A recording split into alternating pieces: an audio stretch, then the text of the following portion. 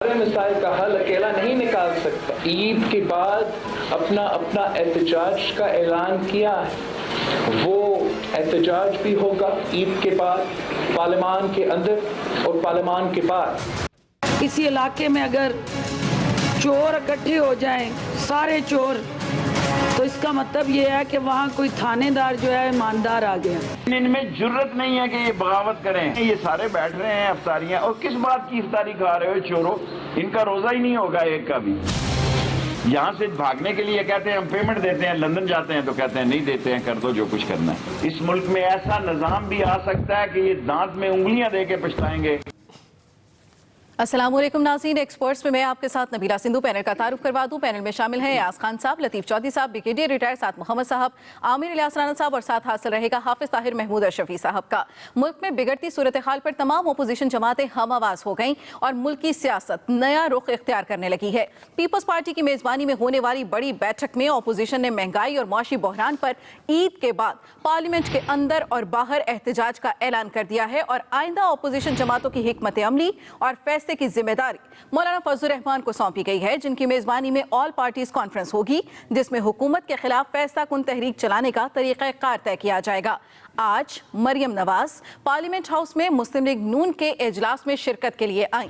Media से गैर रस्मी गुफ्तगू की, हुकूमत को शदीद तनकीद का निशाना बनाया और वाज़े किया कि हुकूमत को किसी तहरीक, ऑपोजिशन या दुश्मन की जरूरत नहीं। तब्दीली सरकार अपनी नाकिस कारकर्दगी के बायस खुद ही गिर जाएगी। ऑपोजिशन का हुकूमत के खिलाफ इकट्ठे होने का मकसद हुकूमत गिराना नहीं तो फिर क्या है? एक्सपर्ट के सामने ये सवाल रखेंगे और अयाज साहब आपसे इसका आगाज करेंगे।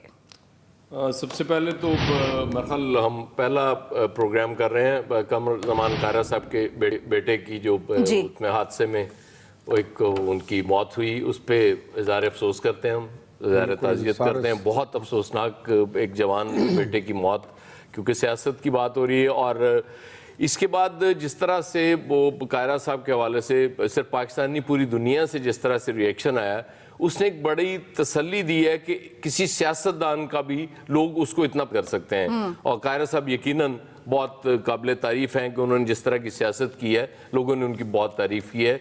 ये मेरे लिए तो ये बड़ी हौसला अफजा चीज़ थी कि किसी सियासतदान की भी लोग इतनी तारीफ़ करते हैं। अब आए आपके सवाल की तरफ कि जी अपोजिशन जमातें इकट्ठी हो गई, इनको फिर बहुत दुख हो गया कि जी ज़ाहिर है महंगाई बड़ी हो गई, बड़ा गर्क कर दिया हुकूमत ने, डॉलर बड़ा महंगा हो गया। एक मिसाक जमहूरियत हुआ था जिसमें नवाज शरीफ साहब और मोहतरमा बेनज़ीर भुट्टो बैठी थीं साथ साथ। कल हमने एक और मंज़र देखा कि नवाज शरीफ साहब की साहबजादी थी वहाँ मरियम, और बिलावल भुट्टो थे मोहतरमा के साहबजादे, और ये जब बैठे हुए थे तो ज़ाहिर है अभी अर्ली डेज़ हैं, अभी ये आगाज़ है। वो मिसाक जमहूरियत पे भी जितना अमल हुआ, उसके बाद जो जो होता रहा, जहाँ जहाँ जिसको फ़ायदा था वो उसको लेता रहा, और जहाँ तक मजबूरी थी वो साथ चलने का भी हमें नज़र आता रहा। तो अब देखना ये पड़ेगा कि आगे जाके ये जमातें क्या करती, क्योंकि इस वक्त इकट्ठे होना ज़ाहिर है, एक के वालिद साहब जेल में हैं, दूसरे शुबा है कि वो भी शायद जेल चले जाएंगे, तो इस वक्त ये तनकीद भी इन पे बनती है कि इसलिए इकट्ठे हो रहे हैं। फजलुर रहमान ज़ाहिर है वो इनको लीड करने के लिए हर वक्त तैयार रहेंगे, क्योंकि वो पहली बार जो उनके साथ हुआ इस इलेक्शन में कुछ भी पल्ले नहीं पड़ा, तो ज़ाहिर है वो भी बहुत आगे आगे होंगे कि जी लाएँ, और वो तो बल्कि बड़ी देर से चाह रहे थे कि ये आएँ। अब सिचुएशन ऐसी बनी है कि ज़ाहिर है इनको आना पड़ा, और ठीक है नाम आपका और मेरा ही लिया जाएगा कि जी ये बहुत लोगों के साथ जुल्म हो रहा है और हम निकल रहे हैं, लेकिन असल बात वही है, आज इनसे आप वो कोई मिसाक कर लें, गवर्नमेंट कर ले या कहीं और से हो जाए, उसके बाद ये सब ठीक हो जाएगा। ये एहतजाज जब तक एक ज़ाहिर है के वालिद साहब जेल में हैं, दूसरे जाने वाले हैं, असल इनका मकसद वही होगा कि उनको किसी तरीके से जो जाने वाले हैं उनको रोका जाए और जो जेल में है उनको निकाला जाए। ठीक है, तो लतीफ़ चौधरी साहब आपको भी यही लग रहा है कि ये जो मिसाक जमहूरियत अब की बार करने जा रहे हैं, यहाँ पे भी सिर्फ ज़ाती मफादात के हैं?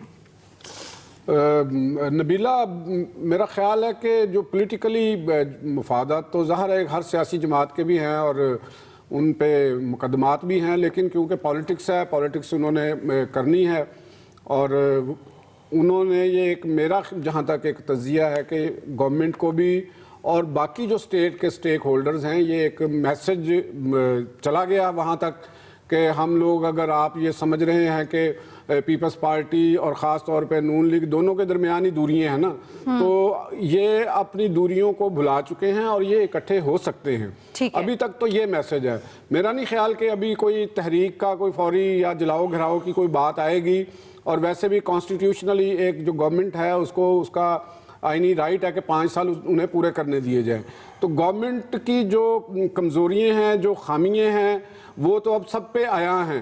تو میرا خیال یہ ہے کہ دونوں فریقین جو اس وقت مسلم لیگ نون کی قیادت اور پیپلز پارٹی، دونوں نے جو غلطیاں کی مساق جمہوریت ہوتے ہوئے، دونوں نے جو غلطیاں کی، ان دونوں کو اب اپنی جو پوزیشن، جس پوزیشن پہ وہ اب ہیں، انہیں اندازہ ہو گیا کہ اگر ہم اس وقت یہ غلطیاں نہ کرتے تو پھر شاید آج یہ ہماری پوزیشن نہ ہوتی اور ہم میں سے دوبارہ کوئی پارٹی گورنمنٹ میں ہوتی اور ایک اپوزیشن میں ہوتی، اور وہ جو مساق جمہوریت کا جو ایک سفر تھا وہ مسلسل جاری رہتا.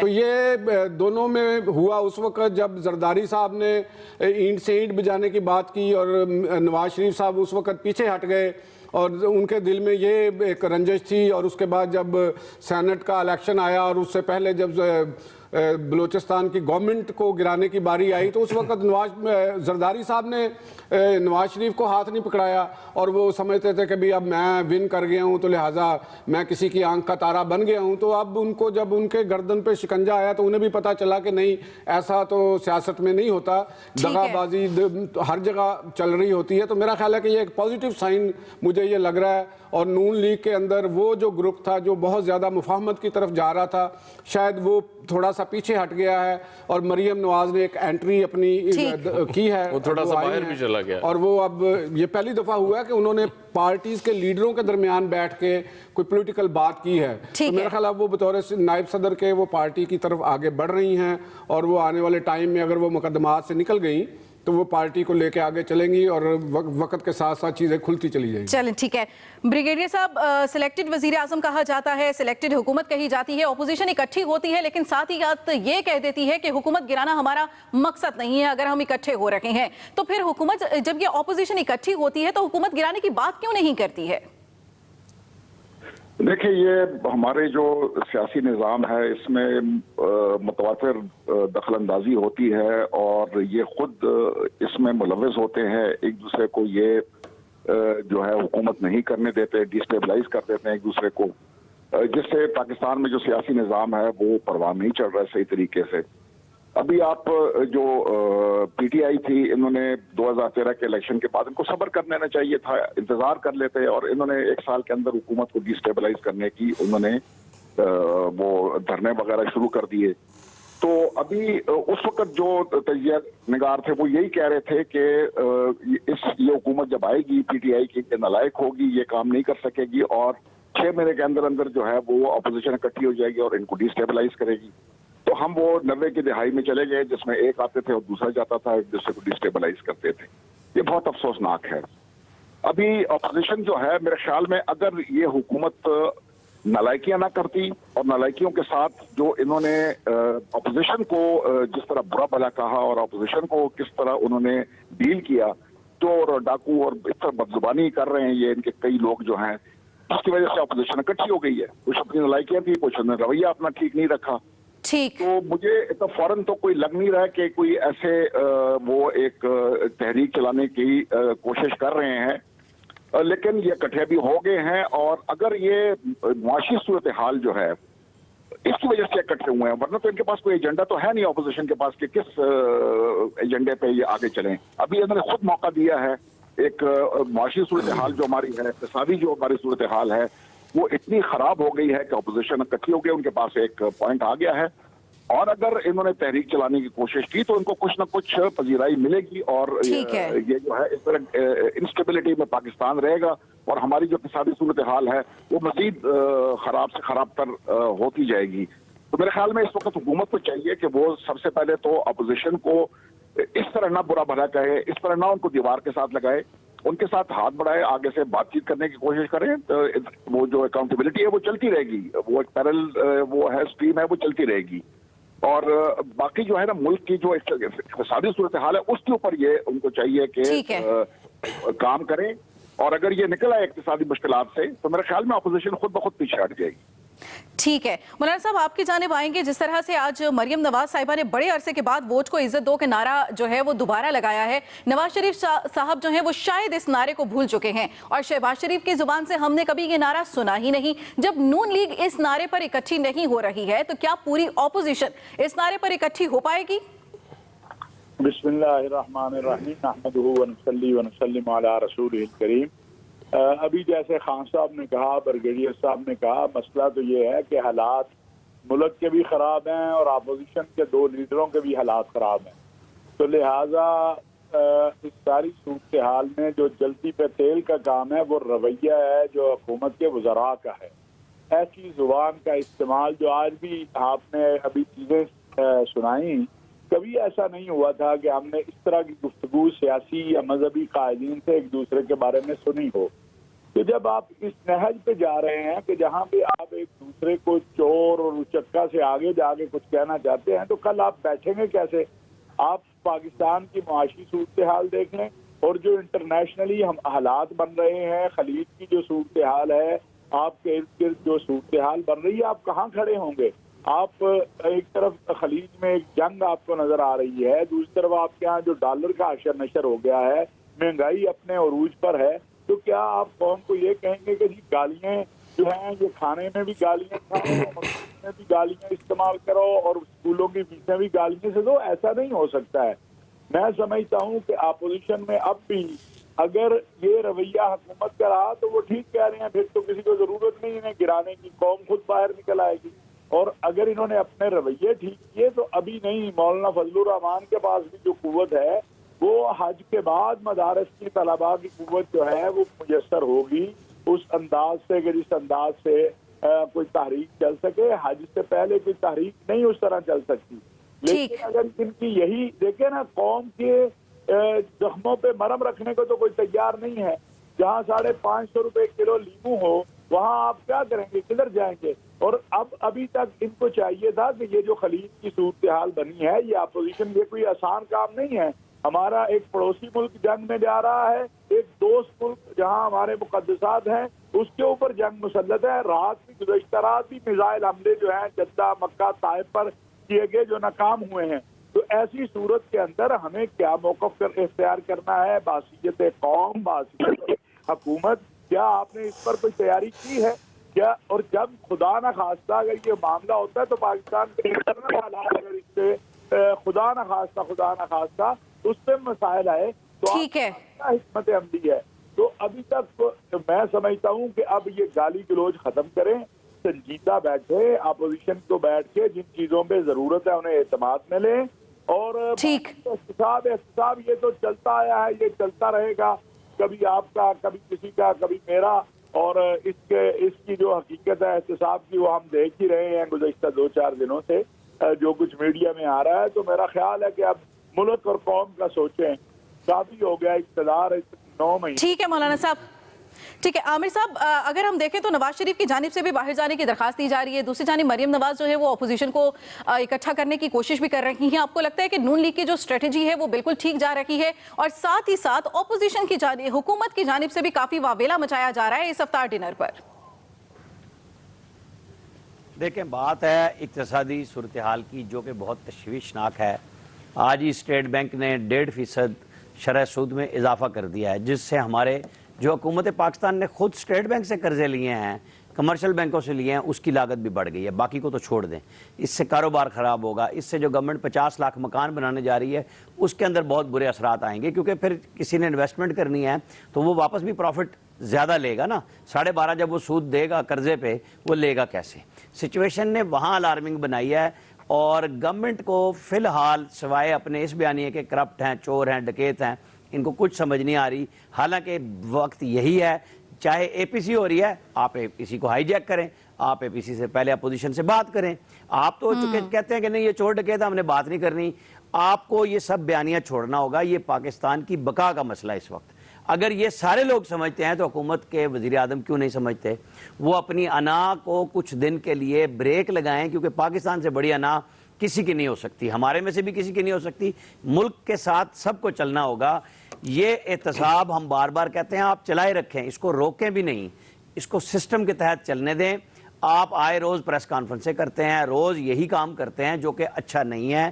آپ کی سچویشن کو اپوزیشن اپنے فائدے کے لیے استعمال کر رہی ہے، کیونکہ بری سچویشن اپوزیشن نے نہیں بنائی، آپ کی جو غلطیاں تھیں اس سے اپوزیشن اب پلے اپ کرنا چاہ رہی ہے۔ لوگوں میں تو غصہ ہے، جب روزانہ مارکیٹ میں جاتے ہیں فروٹ باپ لے نہیں سکتا بچوں کے لیے، قیمت سنتا ہے اور واپس ہو جاتا ہے۔ یہ متوسط طبقے کی بات کر رہا ہوں، غریب آدمی تو ویسے ہی نہیں لے سکتا فروٹ۔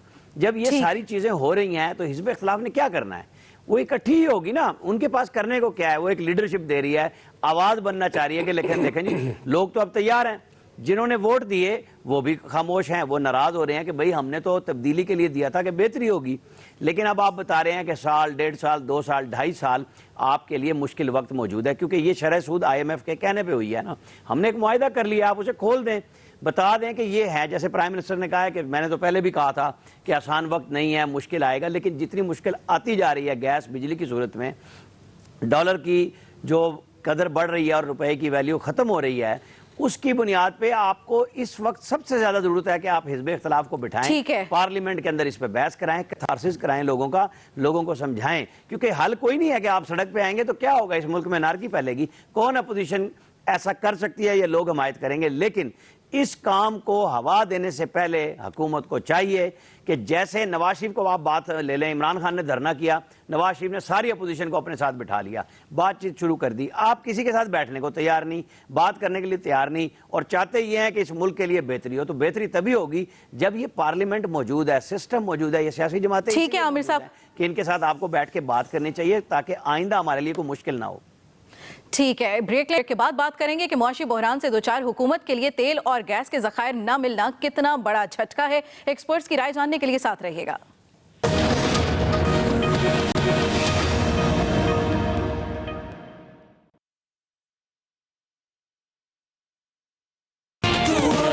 ہار پر ہار کے بعد پی سی بی نے ورلڈ کپ کے لیے نئی حکمت عملی تیار کر لی ہے۔ آج چیف سلیکٹر انضمام الحق نے کرکٹ ورلڈ کپ کے لیے 15 رکنی حتمی اسکواڈ کا اعلان کرتے ہوئے بتایا کہ انگلینڈ کے خلاف سیریز کے بعد فہیم اشرف، عابد علی، جنید خان اور یاسر شاہ کو ڈراپ کر کے ان کی جگہ تجزیہ کار محمد عامر، وہاب ریاض، آصف علی اور شاداب خان کو شامل کیا گیا ہے۔ ایکسپرٹ کے سامنے سوال رکھیں گے کہ انگلینڈ سیریز کے بعد ورلڈ کپ اسکواڈ میں اہم تبدیلیوں کا فیصلہ کتنا مؤثر ہو سکتا ہے؟ ایاز صاحب، آپ ایکسپرٹس کی وجہ سے آپ اس کو تجربہ کار کو تجزیہ کار کہہ گئی ہو، وہ تجربہ کار ہوتے ہیں پلیئر، تجزیہ کار نہیں۔ عامر خیر تجزیہ کار بھی ہو سکتا ہے ویسے۔ اچھا دیکھیں اب یہ سب سے بڑا ہمارے یہاں ایشو یہ جو بنتا ہے، یہ وہ ٹیم تھی جو ورلڈ کپ کے لیے ہونی چاہیے تھی، جو اب اناؤنس کی گئی ہے۔ بھئی آپ نے پہلے وہ پلیئرز کیوں ان کو کیا کیریئر برباد کرنا چاہتے؟ عابد علی کے ساتھ کیا کیا ہے؟ آپ اس کو شروع میں چانس دیں، آخری میچ میں چانس دیا، اتنے پریشر میں رکھ کے تاکہ وہ پرفارم نہ کر سکے۔ اور امام الحق صاحب کی، امام الحق کو کیسے خطرہ تھا یار اس کی جگہ کو، مجھے یہ نہیں سمجھ آتی۔ ہماری کرکٹ کا سب سے بڑا المیہ یہ ہے کہ کچھ پلیئرز کو آل دا ٹائم کھلانے کے لیے ہم کچھ پلیئرز کا کیریئر تک برباد کر دیتے ہیں، وچ از سیڈ۔ لیکن میرے خیال میں اب جو ٹیم ہے یہ بیلنس ٹیم ہے ورلڈ کپ کے لیے پاکستان۔ ٹھیک ہے عامر صاحب، کیا یہ ٹیم اب پرفارم کر پائے گی؟ دیکھیں جی، جو بھی کھیلا جو ماضی میں ہم بڑی کرتے رہے، اب تو ہمیں یہ ہے کہ دعا ہے، کیونکہ ہم دعا ہی کر سکتے ہیں کہ یہ پرفارم کرے۔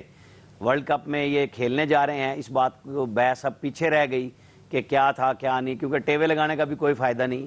اب ان کی پرفارمنس وہاں گراؤنڈ پہ دیکھی جائے گی، اور 6 جون کو ہمارا اصل فائنل ہوگا جب ہمارا دشمن بھارت کے ساتھ میچ ہوگا۔ آج ہی ابھی ہمارے احمد منصور کی خبر بھی چل رہی ہے کہ ایک intelligence network Gilgit Baltistan کا پکڑا ہے پاک فوج کی انٹیلیجنس ایجنسیوں نے۔ تو جو یہاں پہ جا رہا ہے، ہماری بس خواہش ہے کہ پہلے 6 جون والا یہ میچ ہمیں جتا دیں، باقی خیر ہے۔ ٹھیک ہے چودھری صاحب، جس طرح سے عامر صاحب نے کہا کہ انڈیا کے ساتھ جو میچ ہوگا وہی ہمارا فائنل ہوگا، ہم وہ والا فائنل جیتنا چاہتے ہیں یا پھر آپ یہی چاہتے ہیں کہ ورلڈ کپ پاکستان میں آئے؟ نہیں، اگر تو کرکٹ لور ہونے کا ناطے تو پھر تو ہماری خواہش ہے کہ ہمیں ہماری ٹیم ورلڈ کپ لے کے آئے، انڈیا کو بھی ہرائے، باقی ٹیموں کو بھی ہرائے۔ تو میرا خیال یہ ہے کہ ایاز خان صاحب اس کو میرا خیال ہے تائید کریں گے میری اس بات کو کہ ہمیں وہاب ریاض کو لے کے اور عامر کو لے کے اور شاداب کا جو فٹ ہونا، ہمارے پاس اب ایک اچھا بالنگ کمبینیشن بن گیا ہے. دیکھیں بات یہ ہے کہ اس انگلینڈ کے خلاف سیریز میں ہمیں جو نظر آئی ایک چیز کہ اگر ٹارگٹ مخالف ٹیم نے دیا ہے تو ٹارگٹ کا مطلب آتا ہے کہ بالرز نے اس ٹارگٹ کے اندر دوسری ٹیم کو آؤٹ کرنا ہے. ان کے اندر اتنی قوت، اتنی سٹرینگتھ، اتنی مہارت ہونی چاہیے. تو ہمارا وہ نظر نہیں آئی. اب یہ کمبینیشن میرا خیال ہے دائیں بائیں دونوں بائیں ہاتھ سے بالنگ کرتے ہیں اور بہت بہتر میرا خیال ہے پرفارم کریں گے. بیٹنگ تو کسی حد تک بہتر ہے، بالنگ بھی اپنا اچھی پرفارم کریں گے. ٹھیک ہے بریگیڈیئر صاحب، انصاف یہ ہوگا کہ آپ بھارت کو ہرا دیں یا پھر انصاف یہ ہوگا کہ ورلڈ کپ لے کر پاکستان آئیں؟ نہیں، ہمیں میرے خیال میں انڈو سینٹرک نہیں ہونا چاہیے. ہمیں ورلڈ کپ کی طرف جو ہے وہ توجہ دینی چاہیے. بھارت ایک ملک ہے، بس ٹھیک ہے اس کے ساتھ کھیلیں گے اور اگر ان کو ہرا دیا تو بہت اچھی بات ہے. ہمیں اس کے اوپر جو فوکس کرنا چاہیے ورلڈ کپ. لیکن یہ مجھے جو ابھی لگا ہے کہ یہ ہم وہ انگریزی میں کہتے ہیں چینجنگ ہارسز مڈ اسٹریم، یہ ہمارے ایک عادت بن گئی ہے. ابھی آپ نے ان کو کھلایا، ابھی آپ ان کو چینج کر دیا، ابھی ایک نئی ٹیم جو ہے وہ ورلڈ کپ کھیلے گی. اور جیسے انہوں نے اکنامک ٹیم اپنی ساری جو ہے نا بجٹ سے پہلے چینج کر دی تھی. ٹھیک. میں ایک اور بات دیکھ رہا ہوں کہ وکٹیں میرے خیال میں ایسی بن رہی ہیں جو بیٹسمین کو سپورٹ کر رہی ہیں، اور یہ اس لیے کہ میرے خیال میں وہ چاہتے ہیں کہ رن زیادہ بنے اور 50 اوور کھیلے جائیں.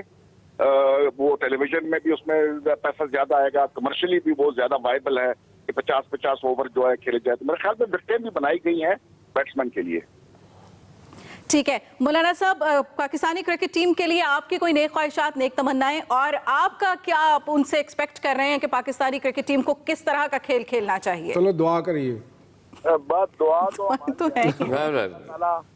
اللہ تعالیٰ ہماری ٹیم کو کامیاب کرے. لیکن یہ بھی میں کہوں گا کہ اچھا کھیلیں، اچھا کھیل کے ہارے بھی تو دکھ نہیں ہوتا، لیکن جب برا کھیل کے ہارتے ہیں تو پھر دکھ ڈبل ہو جاتا ہے. تو ہندوستان بھی کوئی اتنا، ہمیں ہندوستان کو سوار نہیں کرنا چاہیے. ہندوستان بھی جس طرح باقی ملک ہیں، ہندوستان بھی ایک ملک ہے. جس میدان میں ہم نے ہندوستان سے جیتنا تھا وہ ہم نے جیت لیا، وہ ہندوستان کو بھی پتا، ہمیں بھی پتا ہے. اس میدان میں اچھا کھیلیں گے. جب اچھا کھیلیں گے پھر دعائیں بھی کام آئیں گی. بالکل. اچھا نہیں کھیلیں گے تو دعائیں بھی کام نہیں آئیں گی، اس لیے کہ اللہ نے بھی کہا ہے کہ ان اللہ لا یغیر ما بقوم حتی یغیروا ما بانفسہم. اللہ بھی ان کو نہیں بدلتا جو خود اپنے آپ کو نہیں بدلتے. تو اپنی محنت کے لیے کوشش کریں، پھر نتیجہ اللہ پہ چھوڑ دیں تو انشاءاللہ اللہ تعالیٰ مدد کریں گے انشاءاللہ. آمین جی آمین. دعا بھی دیکھیں چودھری صاحب، مولانا صاحب نے کر دی ہے، اور یہ تمام دعائیں جو ہماری ہیں وہ پاکستانی. یہ بھی کہا ہے کہ بندہ اگر بدلنا چاہے تو اللہ بھی نہیں بدلتا. جی عامر صاحب. میں نے کہا عامر صاحب آپ کچھ کہہ رہے تھے. پتا چلے گا، ہمارے میڈیا پہ چھایا ہوا ہوگا. وہی میچ ہے ورلڈ کپ کی، تو دعا ہم سب کی ہے نا کہ جیت جائیں، لیکن بہرحال انڈیا کے ساتھ میچ کا اپنا ایک مزہ ہوتا ہے. اور رانا صاحب انڈیا نو بھی ہرا دیں گے، ٹینشن نہ لو. بالکل، دعا کے ساتھ تدبیر بھی ہونی چاہیے. دعا کے ساتھ تدبیر بھی ہونی چاہیے. ایکسپرٹ سے دیجیے اجازت، آپ کے فیڈ بیک کا رہے گا انتظار. اللہ نگہبان.